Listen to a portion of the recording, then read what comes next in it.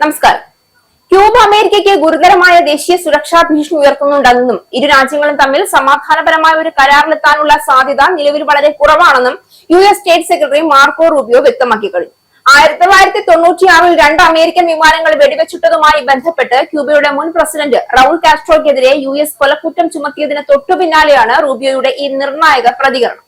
1996 ഫെബ്രുവരിയിൽ അമേരിക്കൻ പൗരന്മാരുടെ മരണത്തിനിടയാക്കിയ വിമാനങ്ങൾ വെടിവെച്ചിട്ട സംഭവത്തിലാണ് 94-കാരനായ റൗൾ കാസ്ട്രോയ്ക്കെതിരെ US കൊലക്കുറ്റവും ഗൂഢാലോചന കുറ്റവും ചുമത്തിയത്. 1996 ഫെബ്രുവരി 24-നാണ് മിയാമി ആസ്ഥാനമായി പ്രവർത്തിക്കുന്ന വിപ്രവാസികളുടെ സംഘടനയായ ബ്രദേഴ്സ് ടു ദി റെസ്ക്യൂ എന്ന ഗ്രൂപ്പിന്റെ 2 ചെറുവിമാനങ്ങൾ ക്യൂമറ്റ് യുദ്ധവിമാനങ്ങൾ വെടിവെച്ചിട്ടത്. ഈ ആക്രമണത്തിൽ 3 US പൗരന്മാരുൾപ്പെടെ 4 പേർ കൊല്ലപ്പെട്ടിരുന്നു. അന്ന് ക്യൂബയുടെ പ്രതിരോധ മന്ത്രിയായിരുന്നു റൗൾ കാസ്ട്രോ.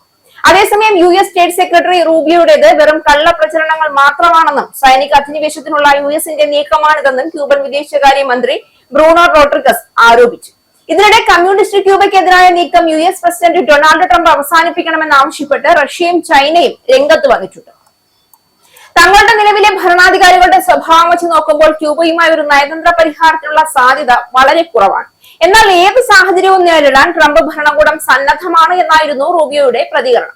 നയതന്ത്രപരമായ പരിഹാരത്തോടാണ് അമേരിക്കയ്ക്ക് താല്പര്യമെന്ന് വ്യക്തമാക്കിയ റൂബിയോ, എന്നാൽ രാജ്യത്തെ ഏതൊരു ഭീഷണിയിൽ നിന്നും സംരക്ഷിക്കാൻ ട്രംപിന് അവകാശവും ബാധ്യതയും ഉണ്ട് എന്നും മുന്നറിയിപ്പ് നൽകി. റൂബിയോയുടെ ആരോപണങ്ങൾക്കെതിരെ ക്യൂബൻ വിദേശകാര്യ മന്ത്രി ബ്രൂണോ റോഡ്രിഗസ് എക്സ് പ്ലാറ്റ്ഫോമിലൂടെ ശക്തമായാണ് പ്രതികരിച്ചത്. ക്യൂബ ഒരിക്കലും അമേരിക്കയ്ക്ക് ഒരു ഭീഷണിയായിട്ടില്ല. തങ്ങളുടെ രാജ്യത്തെ തകർക്കാൻ US ശ്രമം നടത്തുകയാണ്. ഭീകരവാദത്തെ പ്രോത്സാഹിപ്പിക്കുന്ന രാജ്യമെന്ന US-ന്റെ ലേബൽ ശുദ്ധ അസംബന്ധമാണെന്നും റോഡ്രിഗസ് തിരിച്ചടിച്ചു. US-ന്റെ എണ്ണ ഉപരോധം മൂലം കടുത്ത ഇന്ധന പ്രതിസന്ധിയും വൈദ്യുതി പ്രതിസന്ധിയും നേരിടുകയാണ് നിലവിൽ ക്യൂബൻ ജനത. ലോകരാഷ്ട്രീയത്തിൽ ശക്തനായ നേതാവെന്ന പ്രതിച്ഛായ ഉയർത്താൻ ശ്രമിക്കുന്ന ട്രംപ് ഒരേ സമയം യുക്രൈൻ റഷ്യ സംഘർഷം, ചൈനയുടെ സാമ്പത്തിക വെല്ലുവിളി, മിഡിൽ ഈസ്റ്റിലെ അസ്ഥിരത, ലാറ്റിൻ അമേരിക്കയിലെ രാഷ്ട്രീയ അസന്തോഷം എന്നിവയെല്ലാം കൈകാര്യം ചെയ്യേണ്ട അവസ്ഥയിലാണ്. അതിനിടയിലാണ് ക്യൂബയെ വീണ്ടും ദേശീയ സുരക്ഷാ ഭീഷണി എന്ന നിലയിൽ അമേരിക്ക ഉയർത്തിക്കാട്ടുന്നത്. ക്യൂബയ്ക്കെതിരായ ട്രംപ് ഭരണകൂടത്തിന്റെ പുതിയ കടുത്ത നിലപാട് അമേരിക്കയുടെ പഴയ മാക്സിമം പ്രഷർ നയത്തിന്റെ തുടർച്ചയാണ്.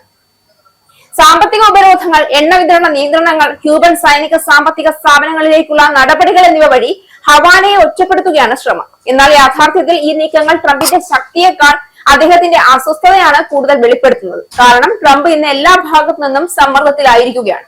റഷ്യക്കെതിരായ പാശ്ചാത്യ സമ്മർദ്ദം പ്രതീക്ഷിച്ച ഫലം കണ്ടില്ല. ചൈന അമേരിക്കൻ സാമ്പത്തിക സമ്മർദ്ദങ്ങൾക്ക് മുന്നിൽ വഴങ്ങിയില്ല.